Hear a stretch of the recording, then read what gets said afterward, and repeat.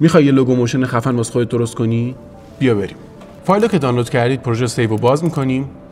پیغام اول داره میگه که فونتی که داخل پروژه استفاده شده رو سیستمت نداری. میتونیم بریم فونت رو دانلود کنیم، نصب کنیم، بعدش ران کنیم. میتونیم رد بشیم از این مرحله. اوکی. پیغام دوم داره میگه که با نسخه قدیمی ترین پروژه سیو شده. اوکی. کامپ لوگو رو باز میکنم. لوگوی خودم رو اضافه میکنم. لوگوی قبلی رو خاموش میکنم. کامپ تگ لاین رو باز میکنم. شما اگه بخواید متن بنویسید حالت ترانسپرنسی رو فعال میکنید و متن مورد نظرتون رو مینویسید. اینم خاموش. وارد کامپ کنترل میشم. کنترل رو انتخاب میکنم. وارد افکت کنترل میشم.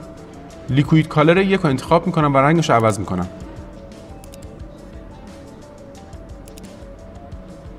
لیکوید کالر 2 رو انتخاب میکنم.